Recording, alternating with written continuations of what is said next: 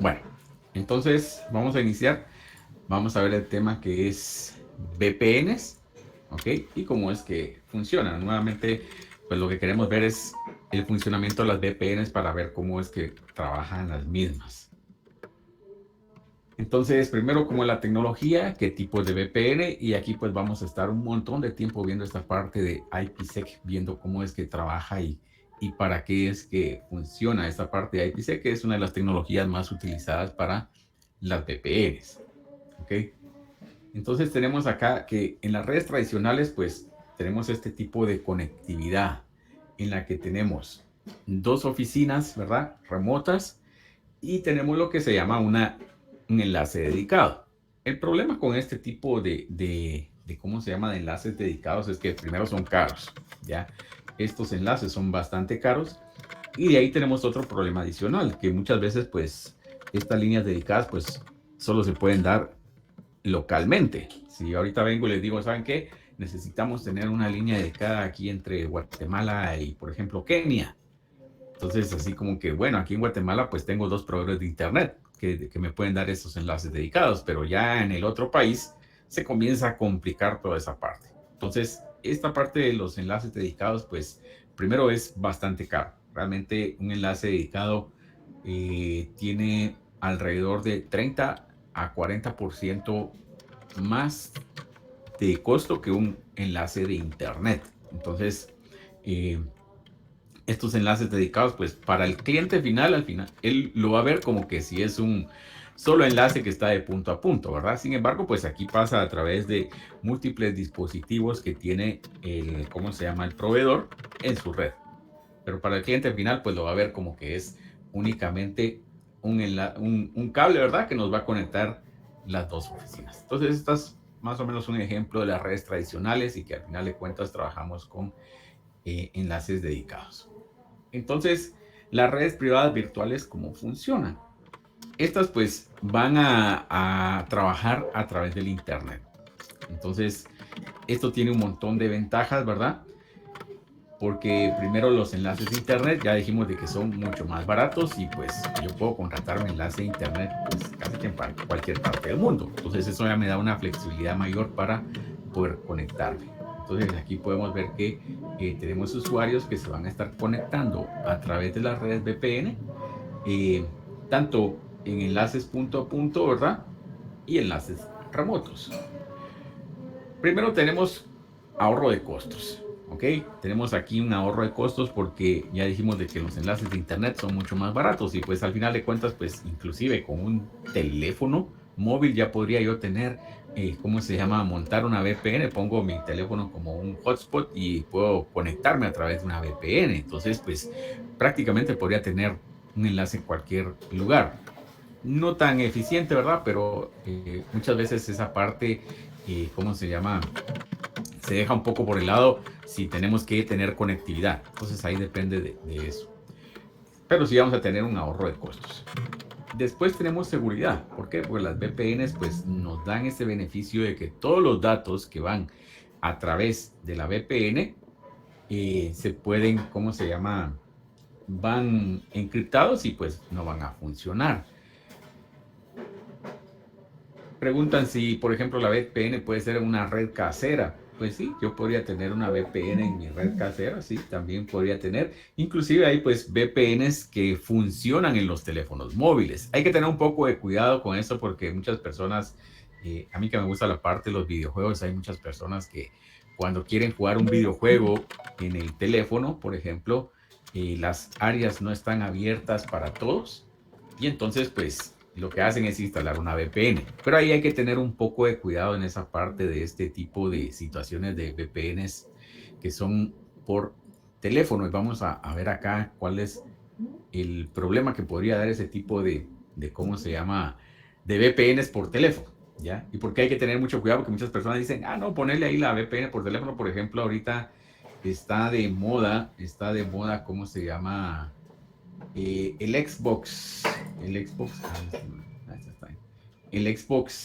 Pass creo que se llama, no sé cómo se llama, pero es un servicio ¿cómo se llama? Permite utilizar el Xbox desde el teléfono móvil.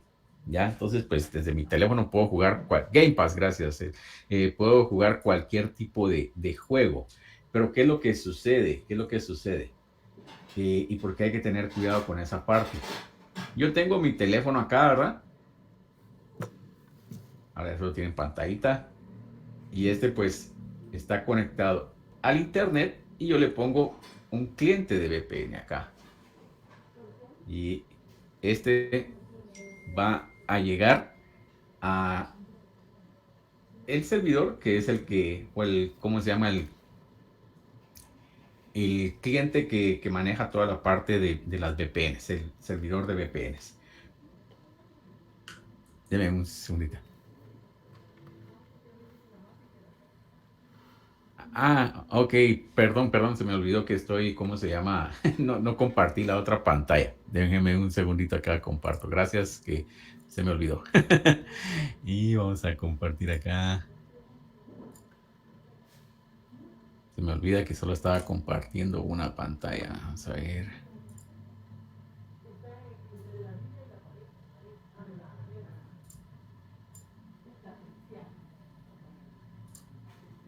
Se me pierden los botones aquí a veces. Ok, aquí está la pantalla.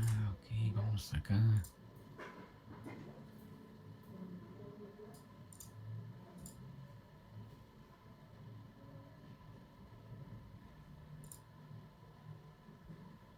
Vale. ¿Listos? Ahora sí, ya todos ven, ¿verdad? Vale. Entonces tenemos aquí la VPN, ¿ok? Y nuestro cliente, ¿verdad? Y un servidor de VPN. Y después de que pasa por este servidor, pues prácticamente regresa a la nube y entonces nos permite conectar al internet, ¿verdad? Nos permite conectar, por ejemplo, a este servicio de Game Pass. El problema con este tipo de conexiones acá es el siguiente, que perfecto, ¿verdad? Yo me estoy conectando a través de este servicio de VPN, pero el túnel que se está realizando en la VPN se está realizando de acá hacia acá, ¿ok? Ahí es donde estamos haciendo nuestro túnel de VPN entre estos dos servicios. Prácticamente este que está acá, después viene y él podría llegar a analizar toda la información que yo estoy pasando hacia hacia este, ¿cómo se llama? Hacia este servidor de Game Pass. Entonces, aquí es porque muchas personas se quejan, miren, es que me hackearon la cuenta. ¿Por qué? Porque al final de cuentas ellos están pasando la información de acá hacia acá y toda la información que llega a este servidor, ellos pueden en algún momento ver de esa información. Recuérdense que prácticamente acá es como que tuviéramos un ataque de man in the middle, ¿ok? Un hombre en el medio. Entonces, esos servicios de VPN que ofrecen así por $1 o no sé cuántos que cobran, muchas veces pues teóricamente son gratuitos, ¿verdad? Tienen ese pequeño problema, ¿verdad? Que como no sabemos realmente qué es lo que están haciendo ellos en este extremo, puede suceder que al final de cuentas van a estar utilizando la información que nosotros estamos enviando hacia el destino final. Entonces hay que tener un poco de cuidado con esos servicios que se ponen como servicios gratuitos, ¿verdad? Porque puede suceder esto. Entonces, aquí vemos de que la seguridad está bien, pero ya vimos de que si estamos utilizando un servicio intermediario que nosotros no administramos o que no conocemos, pues la seguridad ahí también se ve expuesta. Entonces hay que tener un poco de cuidado ahí. Escalabilidad, aquí pues nos va a permitir utilizar cualquier enlace de internet para poder conectarnos. Entonces prácticamente podemos crecer nuestra red bien fácilmente porque tenemos puntos de acceso del internet en cualquier lugar. Y la compatibilidad, pues no importa qué tipo de enlace estemos utilizando, podemos utilizar un enlace satelital, un enlace con Wi-Fi, un enlace con, ¿cómo se llama?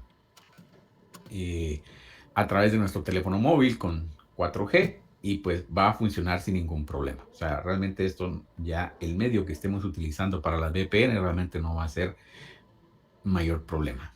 ¿Ok? Bueno, entonces tenemos eh, este tipo de VPN que es de sitio a sitio y de acceso remoto. Entonces, vamos a ver acá cómo es que tenemos acá. Por ejemplo, este tenemos un enlace de sitio a sitio. Si se dan cuenta, pues vamos a utilizar acá un VPN Gateway, o sea, esto va a ser un dispositivo que vamos a ver más adelante, y del otro lado pues vamos a tener también un VPN Gateway. Entonces ahí de esa manera se establece el enlace entre estos dos. En este caso, este equipo que tenemos acá del lado del cliente siempre es el que va a inicializar la conexión. O sea, esto significa que este va a estar esperando las conexiones. Cuando yo conecte este equipo y tenga configurado que se va a conectar a través de una VPN, al verificar que hay un enlace a internet, él va a iniciar la conexión hacia el otro extremo. No al revés, no de la central hacia el cliente, sino que es siempre del cliente hacia la central. Entonces, eso generalmente es el tipo de configuración que se tiene para que cada vez que yo conecte entonces mi VPN o que tengamos algún problema que se fue el internet, él cuando regrese al internet va a volver a restablecer el enlace sin ningún problema. Ese es un proceso automático que se tiene, de que él siempre va a tratar de tener ese enlace arriba, y entonces si se cae el enlace por algún problema, él va a venir y lo va a restablecer. Entonces, ya vamos a ver qué tipos de dispositivos tenemos acá. El siguiente es la parte de Cisco AnyConnect. Ya ahorita vamos a ver esa parte de Cisco AnyConnect, que realmente es este siguiente, que es, ¿cómo se llama? Una conexión de VPN, pero a un cliente final. ¿Ok? A un cliente final. Entonces, ya vamos a ver porque hay diferentes tipos de conexiones. Nos estamos adelantando un montón, así que más adelante vamos a ver los tipos de conexiones. ¿Ok? Aquí vemos que tenemos uno de cliente final. Les puedo mostrar acá, por ejemplo, yo en mi casa, pues en mi caso tengo el AnyConnect, aunque nos estamos adelantando porque más adelante vamos a hablar un poquito más de ellos. Creo que no va a arrancar porque paré todos los servicios. Sí, creo que no lo vamos a poder ver, pero sí, no. Vamos a ver, tengo el otro acá. Este sí arranca. Aquí, por ejemplo, yo tengo otro, ¿cómo se llama? Otro cliente de VPN. No es el de Cisco. El de Cisco no me arrancó porque paré los servicios no sé qué día que estaba haciendo algo más, entonces no arrancó por eso. Pero aquí tengo otro ejemplo, ¿verdad? Y vamos a verlos más adelante. Ya, por fin.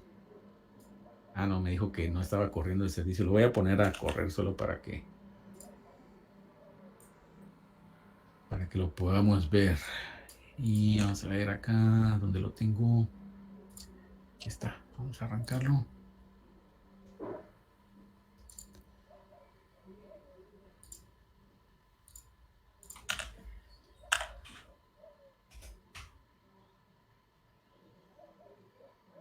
Ok. Aquí tengo dos ejemplos de clientes de VPN que son estos que estamos utilizando acá.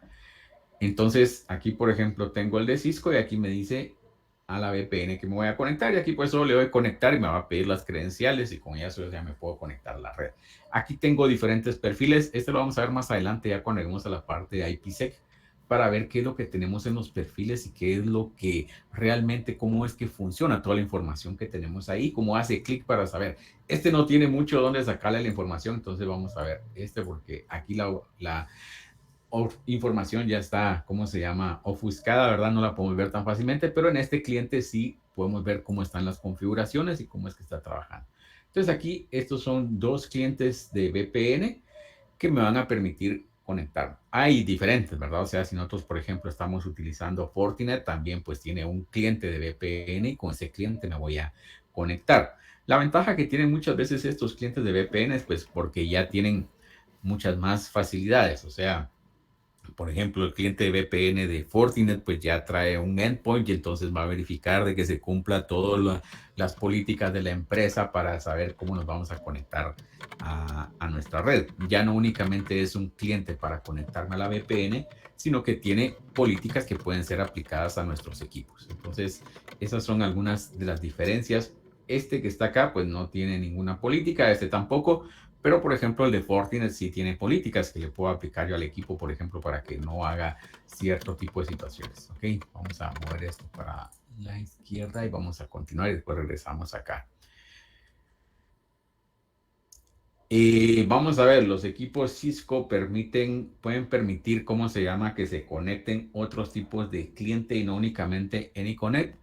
La verdad es que sí, o sea, este cliente que yo tengo acá, por ejemplo, yo me puedo conectar a prácticamente cualquier VPN que se pueda tener, ¿ok? Y lo único, recuerden, es de que también vamos a ver que hay algunas VPNs que las vamos a estar manejando sin cliente. Eso también es cierto. Ahorita vamos a ver esa parte aquí más adelante, que es esta parte, ¿verdad? Que tenemos acceso remoto en muchas veces con un cliente basado en IPsec y en algunos casos tenemos sin cliente, ¿ya? O sea, a través yo de una página vengo, ingreso a la página y no necesito tener un cliente instalado en la VPN. Entonces, estas que son clientless, pues no necesito ningún cliente.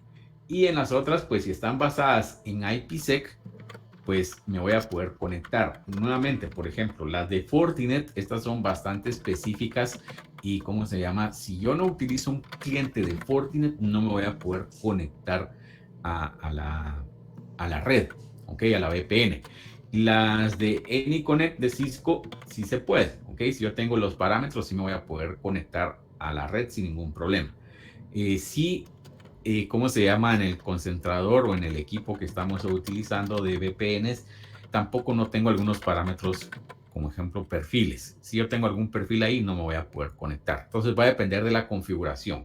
Si yo no tengo una configuración muy exigente, sí puedo utilizar otro cliente de VPN. Si yo tengo una configuración demasiado exigente, entonces no me voy a poder conectar.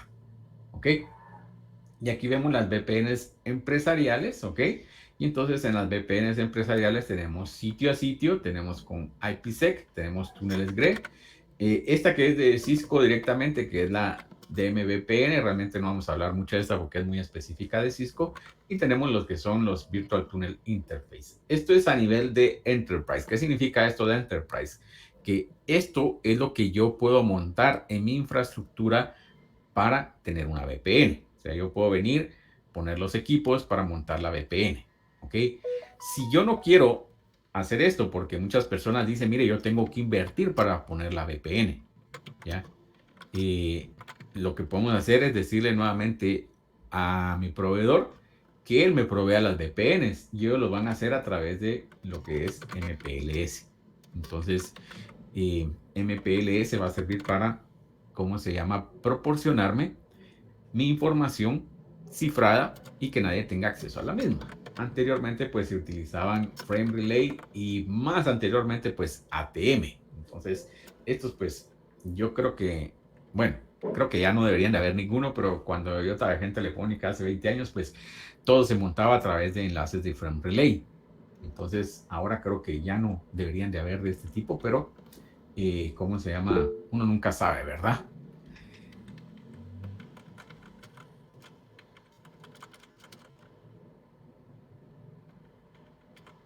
Vamos a ver. ah, yo trabajo. Bueno, también Windows tiene la opción de configurar las VPNs, ¿ya? O sea, yo puedo venir en Windows y cambiar los parámetros y decirle, mire, para conectarse utilice un túnel de VPN y no necesito utilizar un cliente, ¿ya?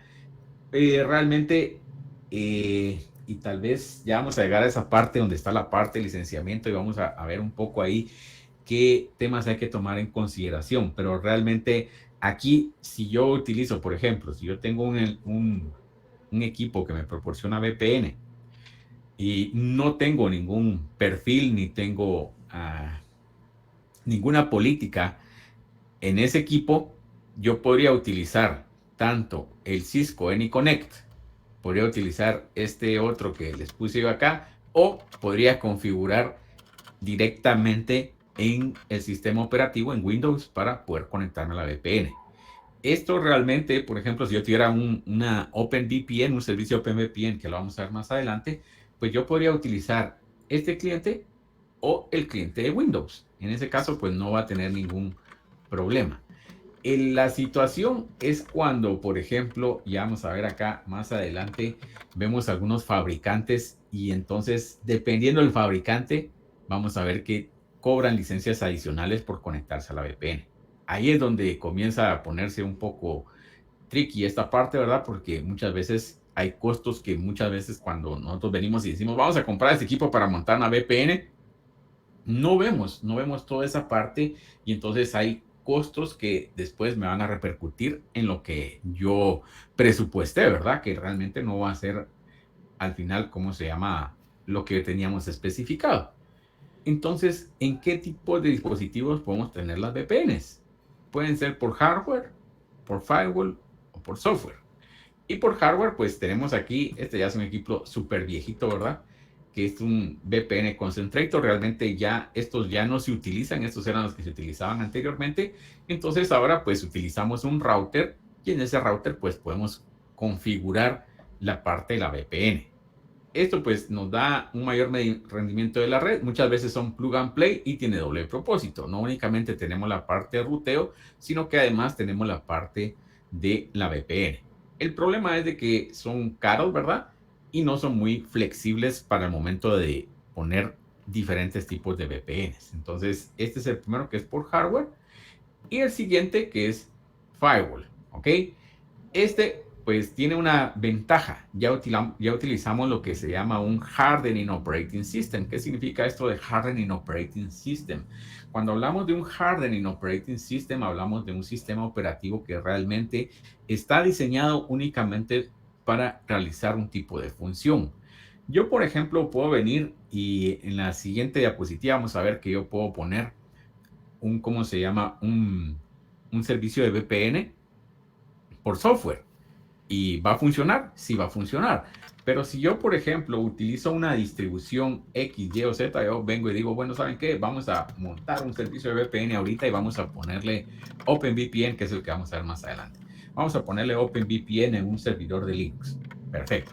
Yo monto mi servidor de Linux, pongo mi VPN y va a funcionar sin ningún problema. Pero si yo, por ejemplo, como yo no sé o es la primera vez que instalo Linux, yo vengo y le digo, ¿sabe qué? Instale todo, porque yo no sé realmente qué me va a servir y qué no me va a servir. Entonces, en ese caso, lo que puede suceder es de que yo instale un servicio que pueda tener vulnerabilidades. Y entonces, ese servicio al tener vulnerabilidades pueden ser explotadas y entonces estoy comprometiendo yo mi equipo para las VPNs. Mientras que estos equipos, cuando hablamos de un Hardened Operating System, significa que yo ya quité todos esos servicios que seguramente no iban a ser utilizados y entonces pues ya tengo los servicios básicos de core que yo voy a utilizar. Por ejemplo, en un servidor ¿cómo se llama? Linux, por ejemplo, podría estar habilitado el FTP y en un firewall, pues no me va a servir el FTP. Entonces, ese puede ser un servicio de que alguien venga y explote una vulnerabilidad en el mismo. Entonces, por eso tenemos estos sistemas operativos que son hardening, ¿verdad? Que, ¿cómo se llama? Están ya, ¿cómo se llama? Más fuertes, más seguros para evitar que alguien venga y se pueda conectar. Son con múltiples propósitos también y pues teóricamente son más efectivos en el costo. Aquí tenemos dos de los fabricantes que, ¿cómo se llama? Que tienen la mayor parte del mercado, aunque no son los únicos, ¿verdad? Y si se dan cuenta, pues no incluí Cisco acá en esta parte. ¿Por qué? Porque realmente, ¿cómo se llama? Cisco no es muy buena en la parte de los firewalls, ¿ya? Para serles sincero. Entonces, por eso es de que tenemos acá. Este, pues en Guatemala es el de los más comerciales. Este, pues ya está siendo un poco más comercial. Y aquí vamos a hablar un poco al respecto porque dice que son relativamente costosos. Y aquí es donde tenemos que nosotros tener una pausa y hacer un análisis muy bueno cuando vamos a realizar una compra. ¿Por qué? Porque yo puedo recibir una cotización el día de hoy y me van a decir, mira, aquí está la cotización de Fortinet. Y posiblemente me digan, mire, el equipo cuesta 80,000, 100,000 quetzales. Poner un precio barato, ¿verdad? Que son un poco más caros. Dependiendo del número de conexiones, porque eso también tenemos que ver el número de conexiones que vamos a soportar con nuestros firewalls. Aquí realmente la parte de los firewalls tenemos que ver cuánto throughput podemos pasar a través del firewall. Eso es lo que nos va a determinar cuál es el costo, ¿ya? Entonces, les muestro, por ejemplo, vamos a ver si tengo acá, si me olvidó poner esto acá. Yo realmente siempre el que recomiendo es Palo Alto y ahorita vamos a hablar un poco acerca de eso y vamos a ver acá. Déjame buscar acá Fortinet y aquí es VPN License Cost. Ok, vamos a ver si lo encuentro acá.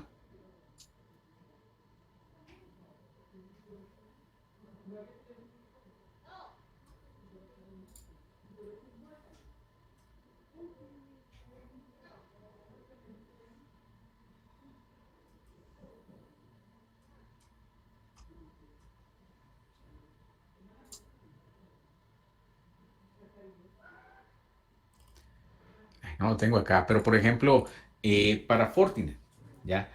Para Fortinet, si yo, por ejemplo, quiero licenciar, eh, eran 200 conexiones, no me recuerdo mal, 200 conexiones de VPN, tengo que comprar una licencia y la licencia pues cuesta 800,000 dólares adicionales a lo que ya cuesta la caja, ¿ya? Entonces, si comenzamos a ver todo ese tipo de situaciones, y por eso a mí no mucho me gusta Fortinet, o sea, si a mí me preguntan, yo no recomiendo Fortinet, yo prefiero Palo Alto, porque Fortinet viene y si yo tengo mi firewall Fortinet y, por ejemplo, quiero sacar un reporte, ¿ok? Perfecto. Voy a poder sacar un reporte, pero muy básico del Fortinet. Si yo ya quiero un reporte más avanzado, tengo que comprar una caja adicional que es el FortiAnalyzer. Entonces ahí es donde comienza uno, bueno, entonces aquí qué pasó, ya tengo una caja que es el Fortinet que hace toda la parte del firewall, tengo que comprar otra caja adicional que es el FortiAnalyzer para sacar buenos reportes y que igual los reportes los tenga por mucho más tiempo ahí en el equipo. Entonces, eso comienza a incrementar el costo. Mientras que Palo Alto puede proporcionar esa misma información y él va a almacenar sus reportes ahí en el sistema y no vamos a tener ese tipo de problemas. O sea, si yo comienzo a ver los precios, vamos a ver que en teoría, es mucho más barato que este. Perdón, no soy vendedor, ¿verdad? Solo para aclarar, recuerden que a mí no me gusta la parte de las ventas, pero sí me gusta que, ¿cómo se llama? Que tomen ustedes en cuenta esos parámetros porque muchas veces dicen las personas, es que este firewall es mucho más caro que Fortinet. Pero si comenzamos a ver todo lo que este ya tiene incluido y que este tengo que comprar muchas veces cajas adicionales, al final de cuentas llegan a estar a un precio bastante similar. Entonces, igual, para la parte de las licencias, ya habíamos hablado que, por ejemplo, para 200 licencias de VPN, por ejemplo, pueden ser otros $1,000 adicionales en este equipo. Mientras que acá ya están incluidas todas las licencias de VPN. Entonces, eso tenemos que tener mucha consideración porque, ¿cómo se llama? Puede causar ese tipo de inconvenientes de que digamos, no, este está más barato, pero no estamos contemplando todas las funcionalidades y al final de cuentas, pues, ¿cómo se llama? Nos va a salir más caro implementar un equipo de esta marca. Yo tengo un amigo que me dice, mira, estábamos evaluando para instalar unos firewalls, me dice, y pues me dice, lo que pasa es de que con Fortinet todo es el Fortinet, después tenemos el FortiAnalyzer y tenemos hasta un FortiCable, me dice, bromeando, ¿verdad? Porque todo tiene que ser Fortinet para que funcione. Entonces, efectivamente, pues él hizo el análisis y me dijo, no, al final de cuentas nos fuimos por Palo Alto, porque el costo era tal vez un poquito más alto, un poquito, no mucho, ¿ya? Pero si juntábamos todas las cajas que teníamos que poner acá de Fortinet, iba a ser prácticamente el mismo valor que este, ¿ok? Entonces, eso es lo que tenemos que verificar. Y ahora pues vamos a ver qué tipo de firewalls son los que podemos tener. Porque tenemos firewalls que van a funcionar únicamente para la parte de packet filtering. Tenemos la parte de stateful firewall. Tenemos los firewalls que son de capa 7, que son Application Gateway Firewall. Y tenemos firewalls que son EGNAT. Entonces, dependiendo del firewall que yo vaya a utilizar, así va a ser el costo, ¿ya? Este que está acá, pues es el más barato y es el más común. Y por ejemplo, si yo implemento un firewall, ¿cómo se llama? A nivel de software, generalmente pues va a ser un packet filter firewall, ¿ok? De ahí tenemos el siguiente que es Stateful. Ahorita vamos a ver esas partes.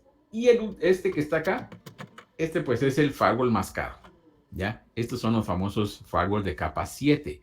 ¿Qué es lo que pasa con estos firewalls de capa 7? ¿Por qué son más caros? Porque el firewall analiza toda la información y entonces es mucho más caro. ¿ok? Aquí vemos de que pues teóricamente debe analizar o prácticamente tiene que analizar todo el tráfico en tiempo real desde la capa 3 hasta la capa 7. Realmente la uno y la 2 no las analiza, pero de la 3 a la 7 sí. Y entonces para verificar qué es lo que tenemos ahí. Entonces vamos a ver aquí un poco de cómo es que iniciaron los routers, los firewalls, perdón, y comenzamos en los routers. Entonces, que tenemos acá es un firewall a nivel de packet filtering. O sea, aquí vengo yo y le digo, miren, ¿sabe qué? Vamos a filtrar los paquetes a nivel de capa 4. Entonces, a nivel de capa 4, recuérdense que trabajamos con puertos. Entonces, aquí tengo el puerto 80 y puerto 443. Entonces, yo en mi firewall vengo y le digo, mire, vamos a permitir los puertos, ¿ok? Esto pues es el más básico que hay y pues que en muchos lugares pues todavía tienen este tipo de situaciones. Si se dan cuenta nos dicen no soporta aplicaciones dinámicas, ya vamos a ver qué significa esto. Y entonces pues aquí únicamente trabajamos a nivel del puerto.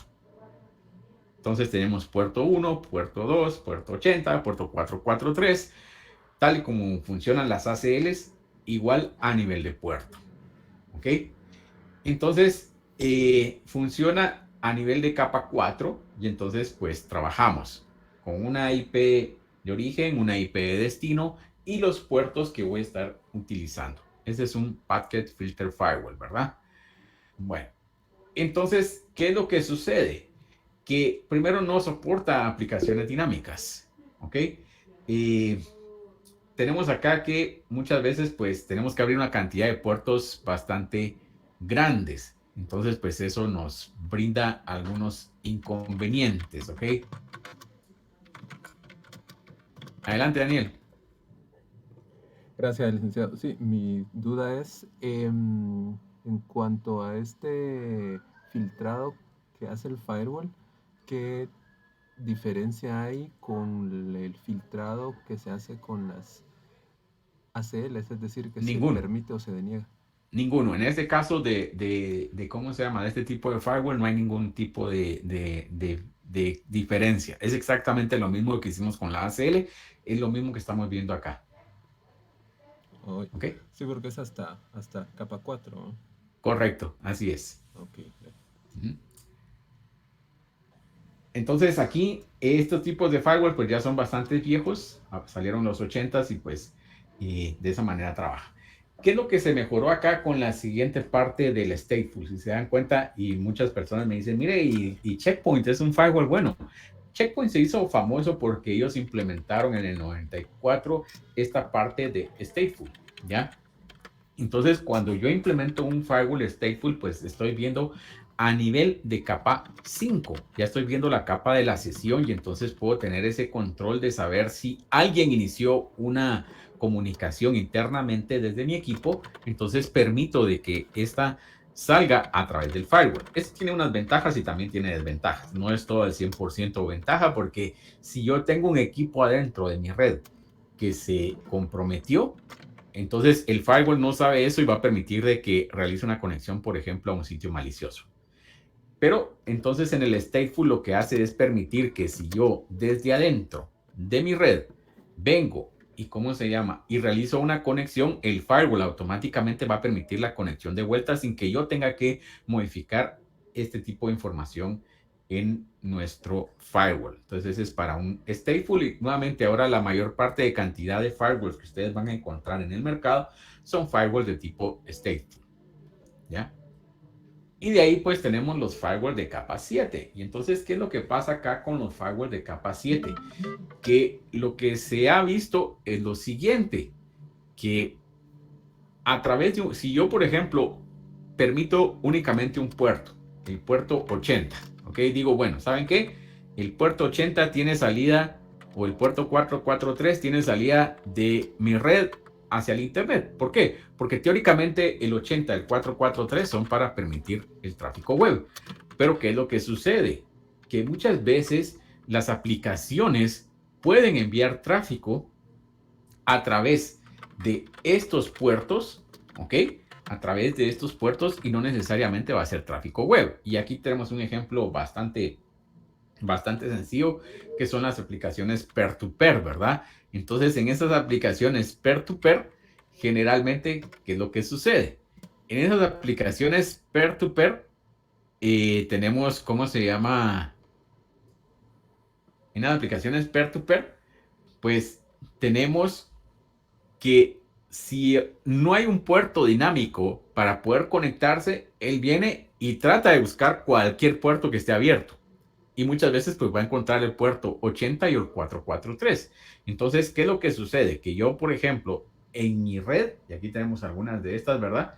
Que son las que nos dan ese tipo de problema, y los BitTorrents, el Lime, etcétera.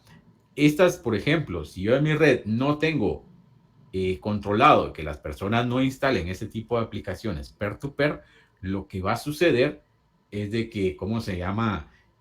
Posiblemente alguien va a estar descargando torrents ¿cómo se llama? Desde la computadora y no nos vamos a dar cuenta porque nosotros vemos de que es tráfico que va en el puerto 80 del 443. Entonces, ese es el tipo de situaciones en las que se necesita un firewall a nivel de capa 7 porque el firewall de capa 7, él no va a ver únicamente hasta el puerto 5, hasta la capa 5, como tenemos el de sesión, sino que va a llegar hasta la capa 7. Y en la capa 7 yo sí puedo ver de qué aplicación viene el tráfico. Y entonces ahí ya no importa de que él venga y diga, mire, lo estoy mandando a través del puerto 80, yo veo que es una aplicación que no está permitida, que no es, por ejemplo, un browser, entonces bloqueo ese tipo de tráfico. Y les pongo un ejemplo, para que vean de que a veces, ¿cómo se llama? Uno dice, no, si eso de que están utilizando aplicaciones peer-to-peer, pues no tiene repercusiones. Y hace como 7 años, creo que fue lo que sucedió. Hace como 7 años, pues, en donde yo trabajo, pues, es una empresa gringa. Y hace 7 años, pues hubo un gran revuelo ahí de que del FBI, imagínense, del FBI habían llamado a, ¿cómo se llama? A las oficinas centrales en Estados Unidos reportando casos de piratería que se estaban generando desde Guatemala, ¿ya? ¿Y qué sucedió? Que cuando se comenzó a verificar, pues habían ciertas personas que pues estaban utilizando sus equipos para bajar torrents, ya películas y lo que quieran, y al final de cuentas pues estas salían a través de la IP pública de la empresa, y entonces pues vinieron ellos y ¿cómo se llama? Reportaron que se estaban bajando torrents. Y pues comenzó una cacería, porque no puedo decir otra cosa, ¿verdad? Para ver quiénes eran las personas que tenían clientes de torrents en sus equipos. Y a la persona que detectaron dos o tres, los despidieron de una vez, ¿ya? Y una de las personas fue con tal descaro, así como que, no, es que yo solo estaba viendo películas aquí en la oficina, ¿verdad? Porque él tenía un cliente ahí ¿cómo se llama? De popcorn, y ahí estaba viendo las películas. Y entonces, pues no, yo solo veo las películas aquí en la oficina, ¿verdad? Y para él fue algo tan normal y así tan cool y lo despidieron, ¿verdad? O sea, sí recuerdo que fueron 3 personas a las que despidieron porque el caso, pues sí, llegó a ese nivel donde, ¿cómo se llama? Donde del FBI vinieron y nos contactaron para decir, mire, tiene que ver porque de ahí está saliendo piratería. Entonces, para que veamos de que esta parte del tráfico hay que tener mucho cuidado, porque si yo no filtro a nivel de capa 7, pues a través del puerto 80 y el 443 pueden estar enviando cualquier tráfico que sea de torrents. Entonces, eso hay que tener mucho cuidado porque si no nos damos cuenta a tiempo, pues nos van a meter gol. Y el problema es de que esto, si no lo tenemos a nivel de un firewall de capa 7, no lo podemos limitar. O sea, yo no puedo venir y decir, bueno, lo podemos mitigar un poco, por ejemplo, viendo que las personas no instalen software que no está autorizado. Eso lo podemos hacer. O sea, yo puedo decir, mire, en la política de mi dominio no permito que, ¿cómo se llama? Que instalen software. Entonces, por eso es bien importante que tengamos nuestras políticas en nuestro dominio para evitar de que las personas instalen software que no está autorizado, porque si no termina sucediendo esto de que nos van a instalar estos, ¿cómo se llama? Este software que realmente pues no es de trabajo. Entonces, para eso nos van a servir los firewalls de capa 7. Entonces, aquí tenemos los nuevos requerimientos para el firewall y estos pues ya se llaman firewall de nueva generación, o Next Generation Firewall. Entonces, es identificar la aplicación sin importar el puerto, protocolo o táctica evasiva o SSL, porque esto también es otra táctica que se ha estado utilizando, que lo que hacen es de que cifran el tráfico que se va para que el firewall no sepa qué tráfico va adentro de esa información cifrada. O sea, si yo tengo un firewall stateful, él, por ejemplo, va a recibir información en el puerto 443 y para él va a ser un tráfico que es web y seguramente no es web. Y como va cifrado, él no puede saber qué vaya adentro porque él no va a descifrar esa información. ¿Ok? Tenemos que identificar a los usuarios sin importar su dirección IP. Recordémonos que aquí podemos utilizar IPAM, por ejemplo, para hacer esta parte de identificación, para saber qué usuario tiene una dirección IP siempre, ¿verdad? Políticas, ya hemos hablado que tenemos que tener políticas. Tenemos que tener análisis en tiempo real para proteger. Aquí podemos implementar diferentes servicios.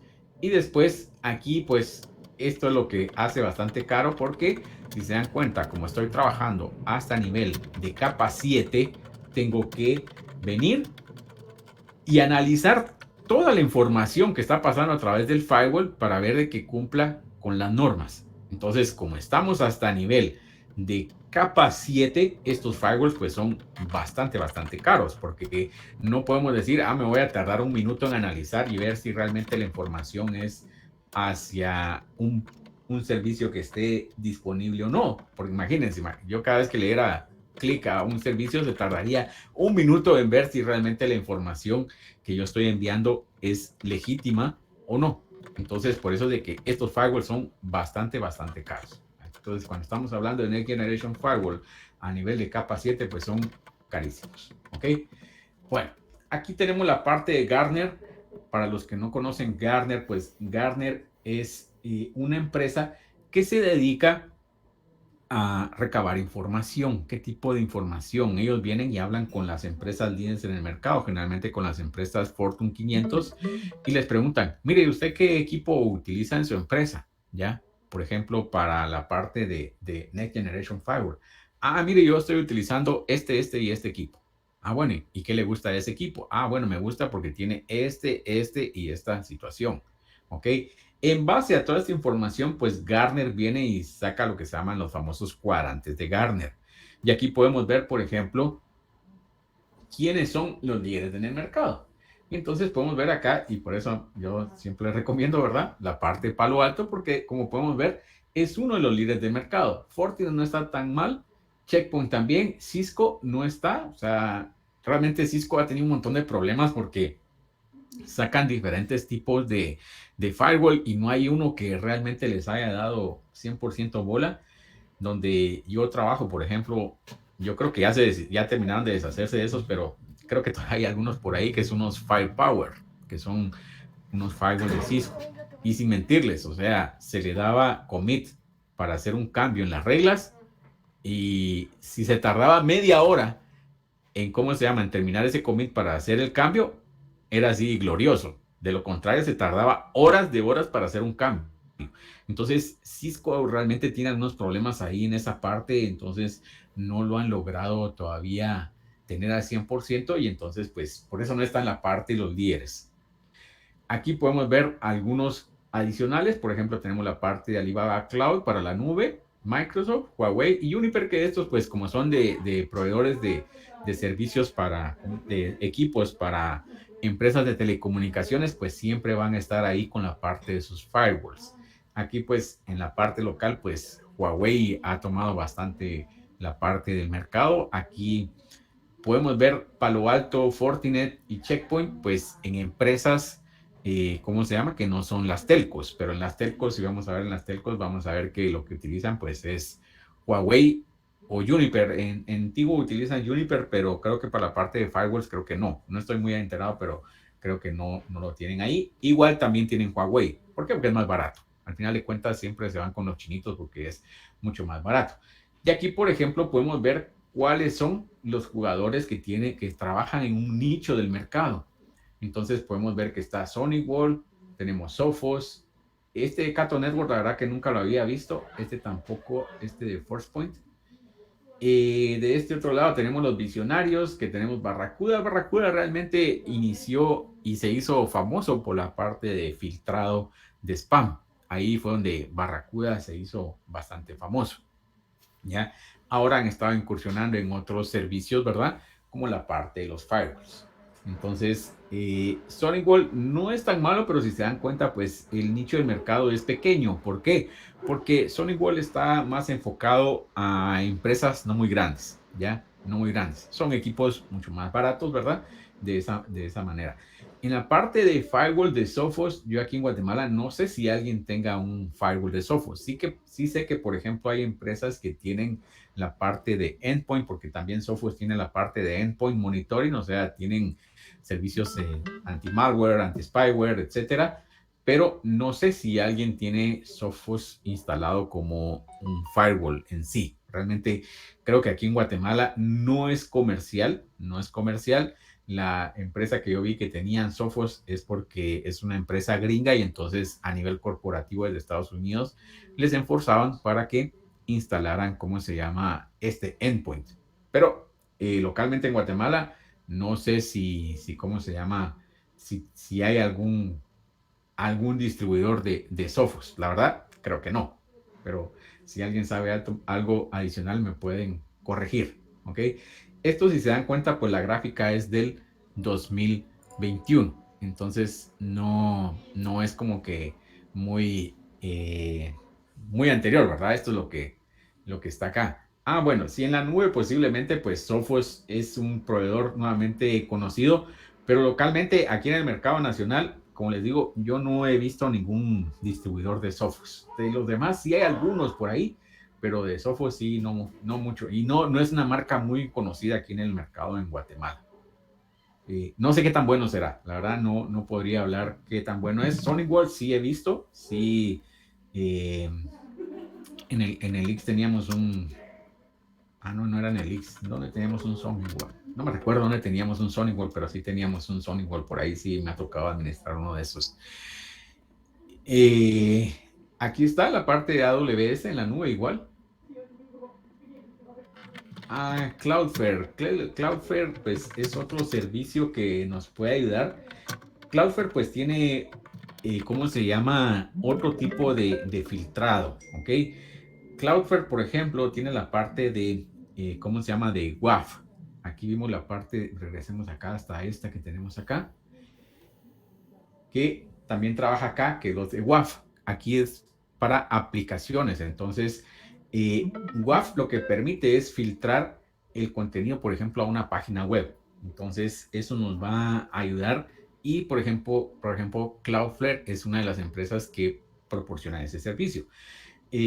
Cloudflare pues también tiene muchas ventajas porque ellos también proporcionan la parte de DNS y muchas veces nosotros no le ponemos atención al DNS y cómo se llama y ese DNS pues eh, va a tener algunos inconvenientes. ¿Qué tipo de inconvenientes? Que se puede enviar información secreta, o sea, si yo tengo un malware en un equipo, la máquina está infectada, a través del DNS yo podría sacar esa información. Entonces, Cloudflare, por ejemplo, también nos va a limitar para que no nos conectemos a sitios maliciosos. Entonces, tiene diferentes tipos de protecciones. Sí es un líder del mercado, no aparece acá, ¿verdad? En la parte de Next Generation Firewall, porque ellos realmente trabajan en la parte de WAF. Déjenme ver, tal vez encuentro acá una gráfica de WAF, solo para, ¿cómo se llama?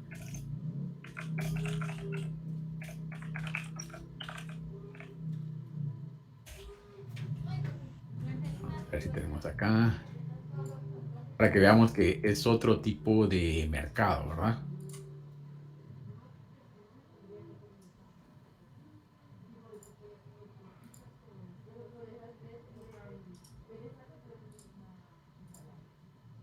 Bueno, esta es para la parte de WAF, entonces es Web Application Protection y acá sí aparece, ¿verdad? Para que veamos de que aquí está en la parte de Cloudflare. Aquí, por ejemplo, también tenemos F5. F5 también es un, ¿cómo se llama? No solamente es para web, sino que también tenemos balanceadores de carga también. Son bastante buenos, o sea, son líderes en el mercado. Y aquí tenemos en este caso, ¿quiénes son los líderes? Si se dan cuenta, tenemos a Kami y tenemos Imperva. Imperva, si no estoy mal, creo que es de VMware, pero no estoy muy seguro, ¿ya? En la parte de WAF no soy muy experto, la verdad que nunca, bueno, realmente nunca he trabajado en un equipo en WAF, ¿ya? Entonces, aquí tenemos nuevamente cuáles son los equipos. Como podemos ver también, Fortinet tiene para poder proporcionar WAF. El problema acá, nuevamente, es que seguramente si yo quiero implementar WAF, es una licencia adicional que tengo que comprar para poder implementar WAF. Entonces, ese es el problema ahí con Fortinet, que muchas veces siempre son licencias adicionales. Esto es para filtrado nuevamente de aplicaciones, generalmente es para filtrado web. Entonces ahí tenemos nuevamente Barracuda, tenemos la parte de Amazon Web Services, que es AWS, Microsoft con la parte de Azure, ¿verdad? Y aquí tenemos Imperva. No me acuerdo de quién es Imperva. Yo me acuerdo que era de VMware, pero vamos a ver.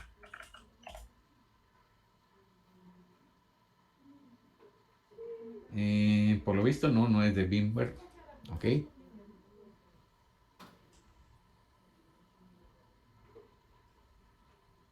Bueno, habría que ponerla ahí en el radar, pero no he trabajado. La parte de WAF sí les mentiría si le dijera, no, si este es el mejor equipo, porque no les podría decir yo, por ejemplo, este que está aquí, Akamai, no sé cómo funciona.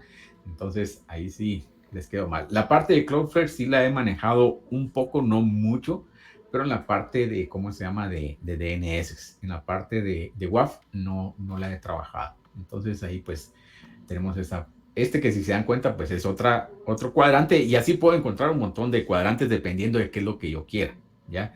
Y si yo trato vamos a buscar otro más acá solo para que tengamos uno más, que este no lo incluí.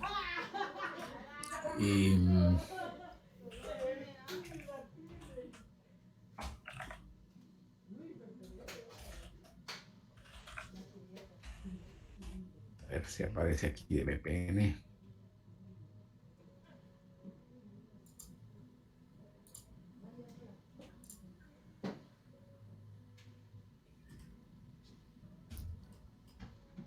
Bueno, sí, no, ese que estábamos viendo es el de las VPNs, de los firewalls, y pues ese es el único que está ahí, ¿ok? Entonces es el mismo que habíamos visto que tiene la parte de las VPNs. Entonces este es para WAF, ¿ok? Bueno, en los de software, ¿ok?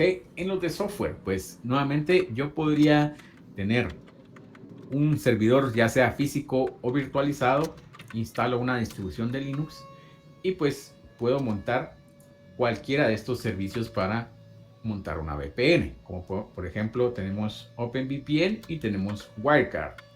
Y tenemos pfSense que va a trabajar como un firewall y adentro de ese pues tiene un servicio de OpenVPN. Entonces pues estos siempre cuando las personas dicen son gratis, realmente no son gratis, ¿verdad? Porque al final de cuentas, ¿cómo se llama? Tenemos que tener un entrenamiento para poderlos implementar.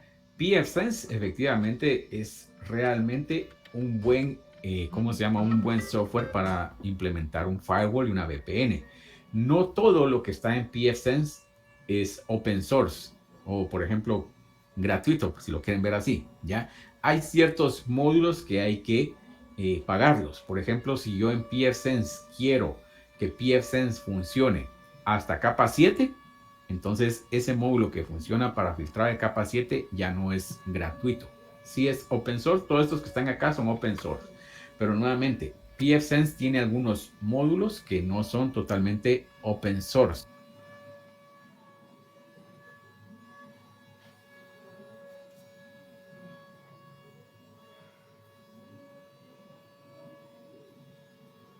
Entonces, eso hay que tomar en consideración.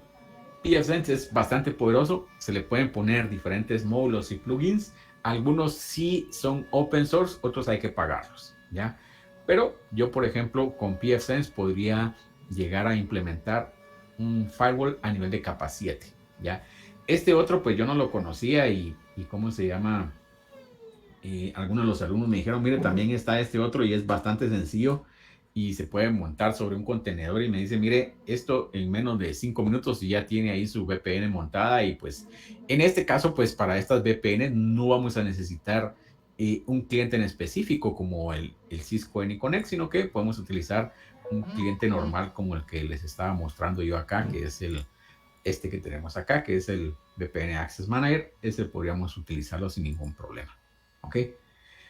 Bueno, entonces acá, ¿qué contras tiene las VPNs por software? ¿Ya? Primero tenemos que tener un entrenamiento mucho mayor, ¿ya? Porque la persona que va a estar implementando tiene que saber muy bien qué es lo que va a hacer. Nuevamente tiene que tener un hardening en el sistema. El problema acá es, por ejemplo, si ahorita viene alguien en la empresa y dice, ¿saben qué? Yo voy a montar la VPN y monta WireGuard. Y yo, por ejemplo, nunca he utilizado este sistema. Y entonces va a ser un poco más difícil de que yo venga y me empape de cómo es que funciona. Voy a tener que, ¿cómo se llama?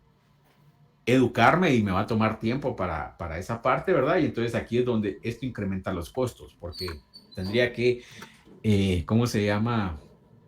Tendría que estudiarlo y saber cómo es que funciona.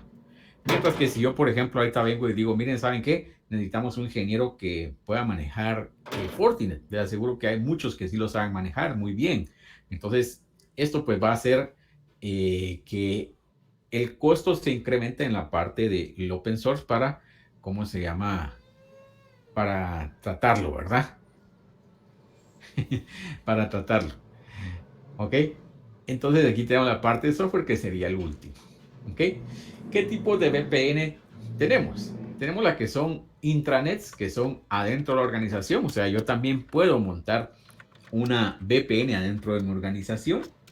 Tenemos las extranet, que son afuera de la organización. O sea, que aquí voy a utilizar enlaces diferentes para conectarme. Y las de acceso remoto.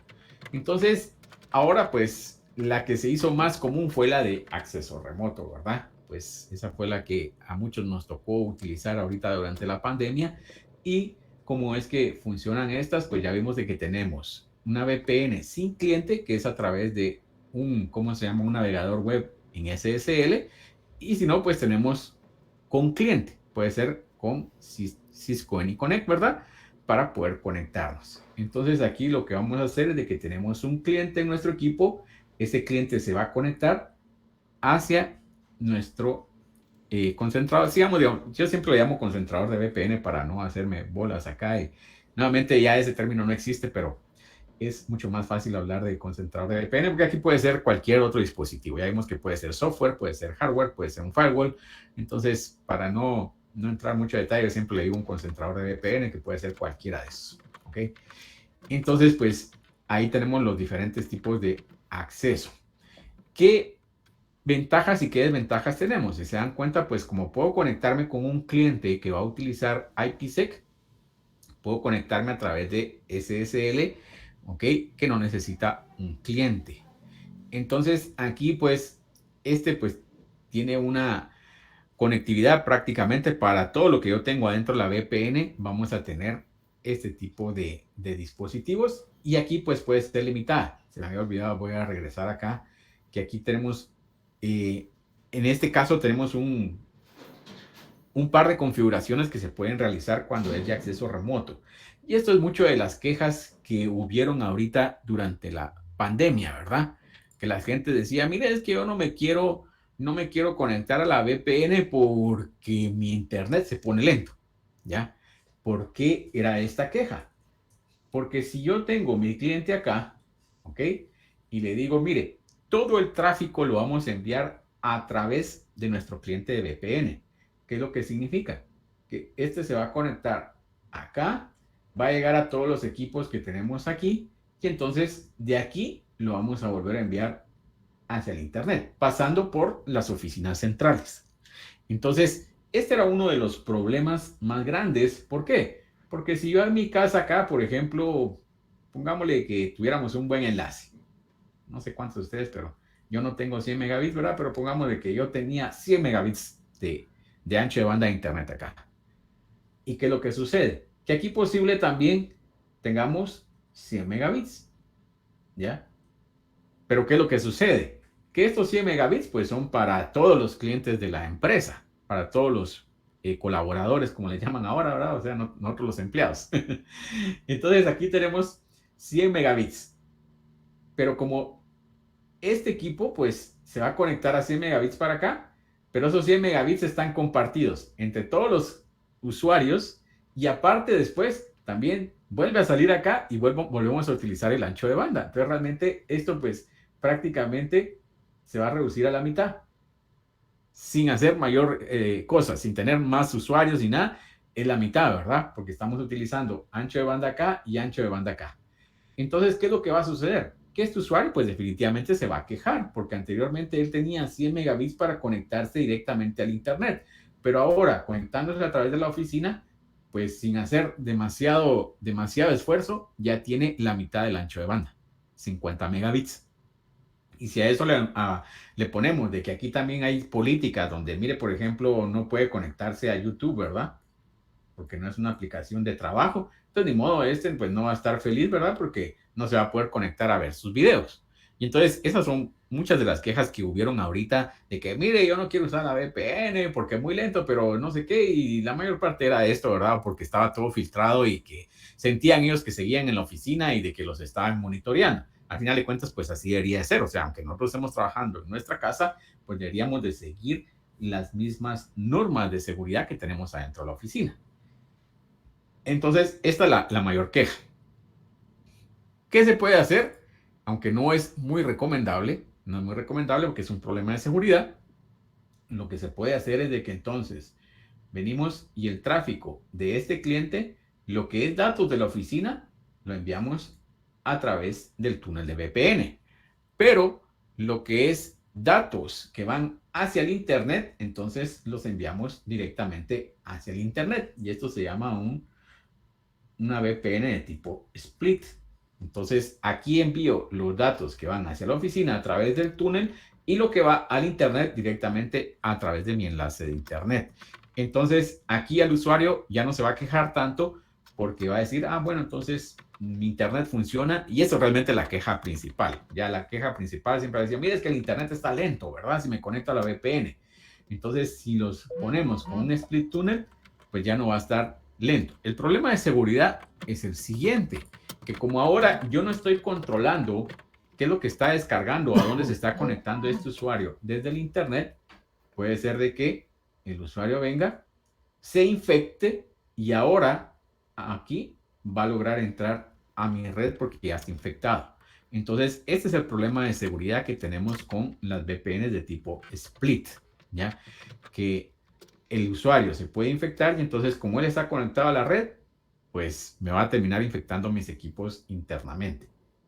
Aquí es donde tenemos que hacer el análisis de qué queremos hacer, ¿verdad? Si realmente les quiero configurar una VPN de tipo split para que ellos tengan un mejor acceso al Internet o quiero seguir yo manejando todo el tráfico y todas mis normas de seguridad internas en mi empresa para evitar ese tipo de inconvenientes.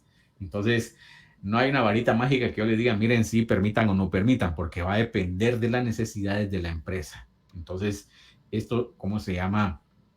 Y lo tienen que analizar dependiendo de qué necesidades tengan. Otro problema que se da cuando estamos trabajando con estas VPNs de acceso remoto es cuando trabajamos las famosas aplicaciones cliente-servidor. Ya estas aplicaciones pues deberían ser aplicaciones legacy, pero en muchos lugares todavía se implementa este tipo de aplicaciones. Cuando hablamos de aplicaciones cliente-servidor, recordémonos de que lo que sucede es de que yo aquí voy a tener una aplicación que se va a conectar a una base de datos que está, por ejemplo, en este servidor. ¿Ya? Lamentablemente, pues estas aplicaciones están diseñadas para trabajar adentro de la red y consumen una gran cantidad de recursos. O sea, si yo vengo y muchas veces la gente dice, ah, voy a sacar un reporte, ¿verdad? Tira el reporte y esto va a abrir a la base de datos y la base de datos le descarga ahí toda la información que ustedes quieran. Y pues, ¿cómo se llama? Si yo lo estoy trabajando a través de un enlace de internet, estas aplicaciones, pues en la mayor parte de los casos no van a funcionar. No van a funcionar. Porque para el usuario es demasiado lento esta situación. Le voy a poner un ejemplo. Esto ya fue hace años, ¿verdad? Pero, ¿cómo se llama? Tenía un cliente que tenía una oficina en Misco y como a 3 cuadras tenía otra oficina y a través de ellas pues tenía un enlace de internet y a través de ese enlace pues querían de que, ¿cómo se llama? Y era un enlace dedicado, no era de internet, era un enlace dedicado. Pero a través del enlace pues querían que, ¿cómo se llama? Que los de la bodega accedieran a las aplicaciones que tenían en la base de datos. El primer problema que tenían ellos acá era que la aplicación la tenían en un folder. Entonces, ¿qué hacían todos? Entraban a este folder compartido y desde ahí ejecutaban la aplicación. Imagínense si la aplicación tenía, ¿cómo se llama? 50 megabytes de tamaño, que no es mucho, ¿verdad? Y este enlace, por ejemplo, vamos a ponerle que es de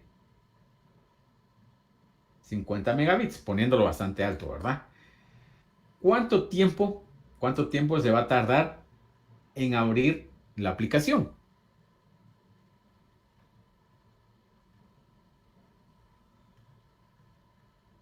A ver, ninguno.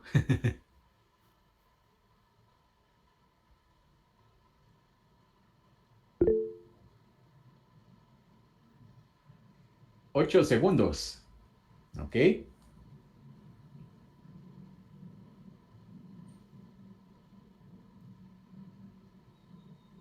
Ajá. ¿Ok? Vamos a multiplicar esto por 8 efectivamente porque aquí tenemos una medida que son bytes y aquí tenemos bits, ¿ya? Entonces no son las mismas medidas y tenemos que tener mucho cuidado porque muchas personas después se quejan, ¿verdad? Porque cuando ellos contratan un enlace a internet, todas las medidas se dan siempre en bits. Pero cuando nosotros descargamos información o movemos información a través de la red, generalmente todo lo expresamos en bytes.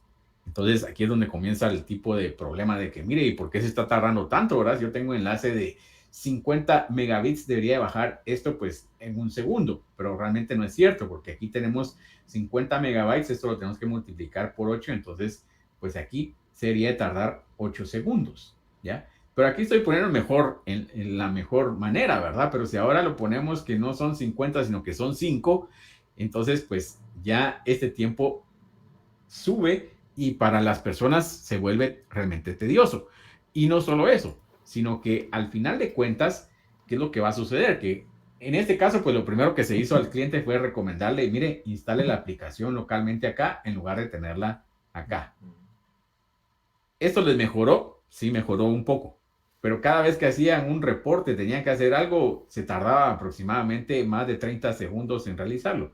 Principalmente porque la aplicación no estaba bien diseñada y pues cada vez que se conectaba a la base de datos le devolvía un montón de información porque no estaba bien filtrado todo lo que estaba devolviendo la base de datos. Entonces, pues cada consulta es un tiempo bastante grande. Eh, entonces, estas aplicaciones cliente-servidor pues no están optimizadas para poder trabajar afuera de la red. La recomendación en este caso es que deberíamos de tener uno de estos servidores, por ejemplo, este servidor que tenemos acá, lo podemos configurar como un terminal server, un servidor de terminal. ¿Y esto qué es lo que hace? Que permite que este equipo se conecte remotamente a través de RDP, Remote Desktop Protocol, hacia este terminal server. Y entonces, ¿qué es lo que va a suceder? Que este equipo pues va a utilizar los recursos que están acá. Lo único que transmito acá es video y aunque pareciera ilógico, el video es mucho más optimizado y no va a sentir el cliente de que está lento el servicio. Entonces, con RDP me voy a poder conectar acá a este servidor de terminal y entonces utilizar mis aplicaciones cliente-servidor en la red sin ningún problema. Esta es, por más una de las mejores soluciones para poder implementar esta parte. Ahora ya hay alguno otro tipo de conexiones donde ya no necesitamos una VPN, sino que tenemos lo que se llama VDI, que es un Virtual Desktop Infrastructure, o sea, una infraestructura virtual de escritorio. Esto pues igual, lo que voy a tener acá es un cliente en mi equipo y ya no necesito una VPN, ya no necesito una VPN para este tipo de servicios, sino que me conecto directamente a la infraestructura de VDI y esta infraestructura de VDI pues es una máquina virtual que va a estar acá y me va a permitir conectarme nuevamente a mis servicios. En lugar de utilizar un terminal server, pues voy a utilizar una VDI, no necesito una VPN y me puedo conectar remotamente. Aquí, ¿de qué va a depender si implemento esta solución o esta solución? Aquí únicamente va a depender de cuánto dinero tenga, ¿verdad? Porque esta solución es mucho más cara que esta otra solución, ¿ya?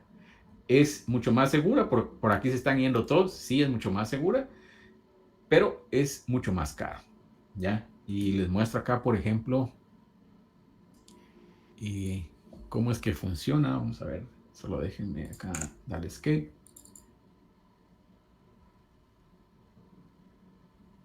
Este, por ejemplo, es un cliente de VDI. Aquí yo le voy a dar clic. Si se dan cuenta, esto está en el internet, o sea, esta dirección está en el internet. Le voy a dar clic acá, me dice bienvenido. Aquí me va a pedir un password adicional que es para un MFA, ¿verdad? Para doble autenticación. Pongo yo ese password, me vuelve a solicitar mi password del dominio y ya puedo entrar a la máquina virtual que yo tengo asignada. Entonces, esto es para una infraestructura de VDI. No necesito tener, ¿cómo se llama? No necesito tener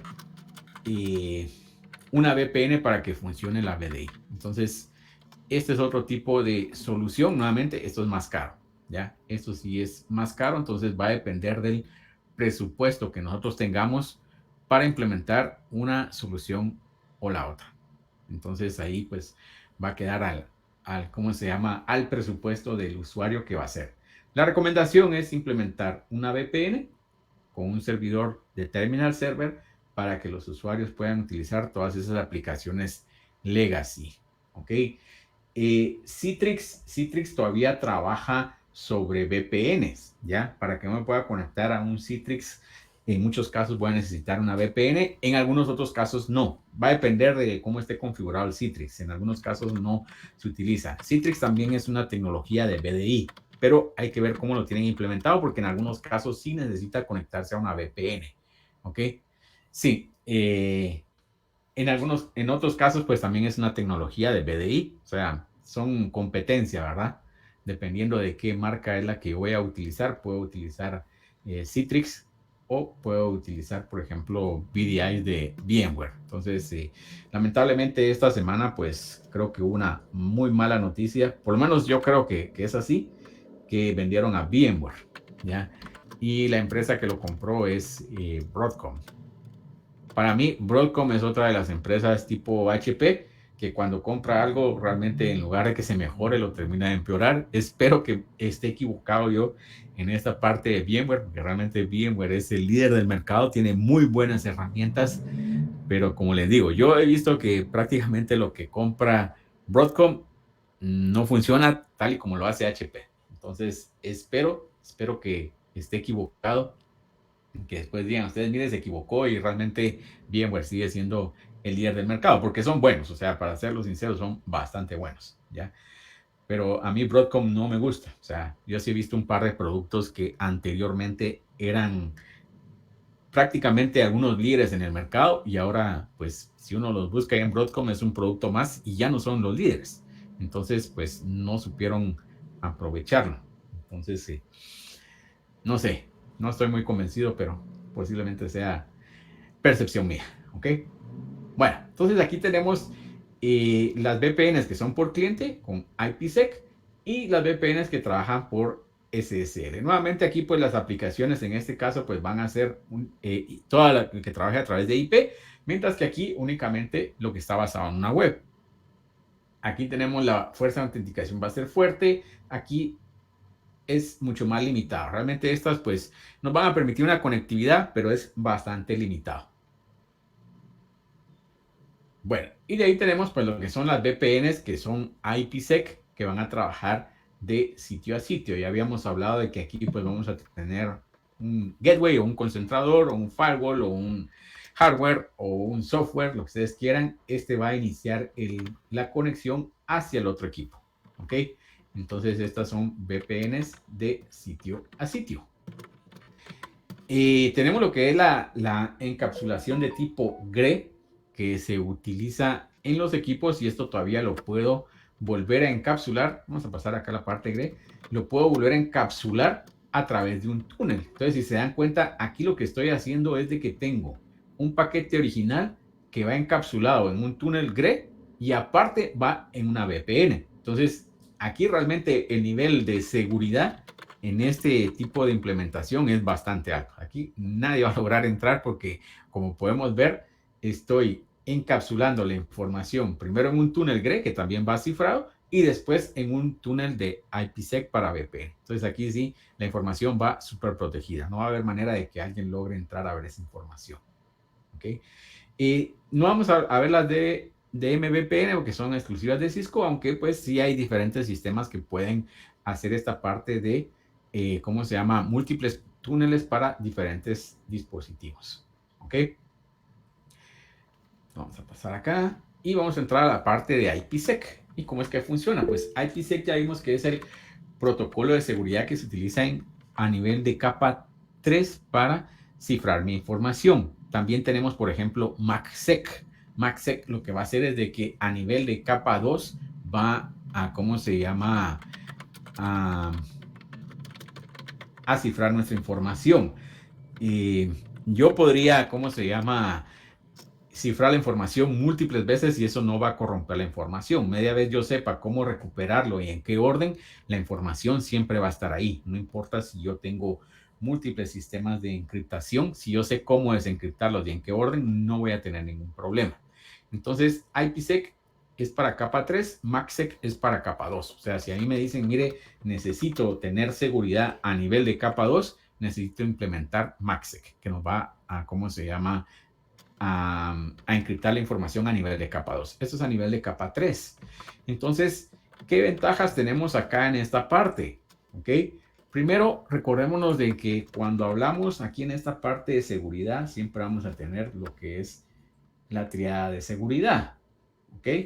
Que es la CIA. Entonces tenemos la disponibilidad, availability, la integrity y la confidencialidad. Y como podemos ver, IPsec nos va a brindar, ¿cómo se llama? Protección para la confidencialidad y para la integridad. ¿Ok?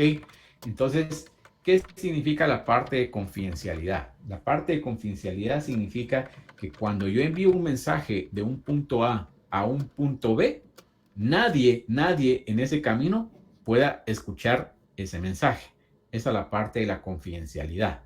La parte de la integridad, cuando envío yo un mensaje del punto A al punto B, nadie va a modificar ese mensaje que iba del punto A al punto B. Y la disponibilidad es de que cuando yo quiera enviar un mensaje del punto A al punto B, yo lo puedo enviar en cualquier tiempo. Entonces, en este caso, IPsec, como podemos ver, se enfoca en la parte de la confidencialidad y en la parte de la integridad. ¿Ok? Y aparte tenemos este otro que es una autenticación de origen. Esto lo que nos ayuda es para trabajar la parte que se llama repudio, de no repudio. ¿Por qué? Porque muchas veces cuando uno envía una información, lo que quiere es que la información llegue a su destino, ¿verdad? Pero que después no, cuando llegue al destino, venga y diga, mire, yo no le envié. ¿Ok? Así como que aquellos de que le pegaban al niño en la clase y después decía, yo no fui, ¿verdad? Si tenemos una cámara, pues ya eso significa no repudio. El niño ya no va a poder decir, yo no fui porque en la cámara está grabado. En este caso funciona exactamente igual. Aquí vamos a tener una autenticación de origen para que el que esté recibiendo la información sepa que realmente el que la originó era la persona indicada. Y después tenemos Diffie-Hellman, que vamos a ver cómo es que funciona, que nos va a ayudar para el intercambio de las llaves que vamos a estar utilizando para toda esta parte de cifrado. ¿Ok? Aquí vamos a entrar a lo alegre de esta parte, porque aquí vamos a ver toda la parte de cifrado, y aquí es donde se complica un poco todo esto, pero no es tan complicado. Bueno, entonces aquí, como podemos ver, tenemos el framework que trabaja, ¿cómo se llama? IPsec. Entonces tenemos acá el protocolo, la parte de la confidencialidad, la parte de la integridad, la autenticación y Diffie-Hellman. Entonces vamos a ver uno por uno cómo es que funciona. Entonces, en la primera, pues tenemos el protocolo. Si se dan cuenta aquí, pues vamos a tener un encabezado y este pues nos va a decir qué tipo de paquete es y cómo lo está enviando. ¿Ok? La confidencialidad. Bueno, aquí en la confidencialidad ya habíamos hablado que lo que queremos es que cuando yo envíe un mensaje de, por ejemplo, aquí está Gail y se lo va a enviar a Jeremy. Cuando Gail le envía el mensaje a Jeremy, no queremos de que nadie pueda leer ese mensaje. Como podemos ver acá, para esta parte está utilizando un tipo de encriptación, un cifrado simétrico. ¿Qué significa eso? Que aquí tenemos un algoritmo de encripción. Ese algoritmo de encripción va a utilizar una llave. Con esa llave encriptamos la información. Ahora bien, el receptor tiene que tener la misma llave para poder desencriptar la información. Si no tenemos la misma llave, no vamos a poder desencriptar la información. Esta es una de las desventajas que tenemos cuando trabajamos cifrado simétrico, porque tanto el emisor como el receptor tienen que tener la misma llave. O sea, la llave va a ser la misma. Entonces, esto causa algunos problemas, ¿ya? ¿Qué tipo de problemas tenemos acá?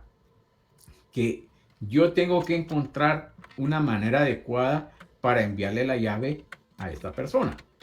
¿Ok? Si la persona no tiene la llave, nuevamente no va a poder desencriptar información. Entonces, solo para que vean cómo ha cambiado la tecnología, porque cuando comenzó toda esta parte de encriptación simétrico, habían servicios de correo en Estados Unidos que era, no solo era el correo certificado. En el correo certificado en Estados Unidos es de que si yo envío un paquete y digo, mire, quiero que sea certificado, me van a firmar por recibir ese paquete.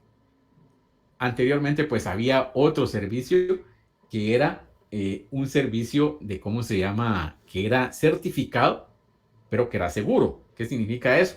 De que el paquete ellos iban a asegurar de que nadie lo había abierto desde que se envió hasta que se llegó a su destino. O sea, yo podía, por ejemplo, enviar en un sobre una clave, ¿ok? De Los Ángeles a Nueva York.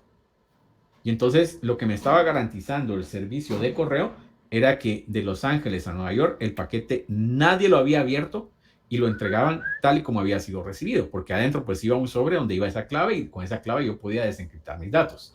El problema con la encripción simétrica es que, como podemos ver, esta transferencia de estas llaves, porque tiene que ser la misma, es compleja. Uno. Después, si alguien logra interceptar esta clave, pues va a tener el acceso a desencriptar todos los datos. Entonces, las llaves simétricas tienen que tener una rotación mucho más grande, porque si alguien logra encontrar esta llave, pues va a tener el acceso a nuestros datos. O sea, deberíamos de tener una rotación de llaves mucho más grande para evitar de que alguien pueda capturar esa llave y, ¿cómo se llama? Y desencriptar mi información. Entonces, este es un problema que tenemos con la encripción simétrica, ¿ya? Bueno, ¿cómo funciona? Tenemos que va a tener 40 bits o más para poder encriptar la información. Recordémonos que cuando estamos hablando de encriptar la información, lo que estamos haciendo es aumentando la cantidad de información que estamos enviando. Y esto también es parte de los problemas que la gente se queja cuando encriptamos la información. ¿Por qué? Porque si yo vengo ahorita y mando 1010, ¿ok? Estoy mandando 4 bits, ¿ok? Estos 4 bits, pues, si yo tengo un enlace de 1 bit por segundo, pues se van a tardar 4 segundos de ser enviados, ¿verdad? Y necesito, pues, un ancho de banda de 1 bit por segundo. Pero ¿qué pasa? Si ahora yo vengo y encripto esta información, ya estamos viendo que acá nos dice que, por ejemplo, si tenemos llaves que son menores a 40 bits, son muy débiles. Entonces, ¿qué significa? Que si yo, por ejemplo, le pongo una llave que es una llave de 56 bits, quería hacer lo mínimo, 56 bits, significa que a estos 4 bits que yo estoy enviando información, le voy a agregar una llave de 56 bits. que lo que va a hacer esta llave de 56 bits es de que adentro de estos 56 bits pues va a, ¿cómo se llama? A meter estos 4 bits que yo estaba enviando de información, pero ya van a estar cifrados. O sea, yo no voy a poder determinar en toda la información que tengo dónde estaban estos 4 bits porque ya van a estar cifrados. Entonces, ¿qué significa eso? Que anteriormente nos estábamos tardando 4 segundos para enviar la información y ahora pues me voy a tardar, pongámosle un minuto de una vez para cuadrarlo, ¿verdad? Un minuto, ¿ya?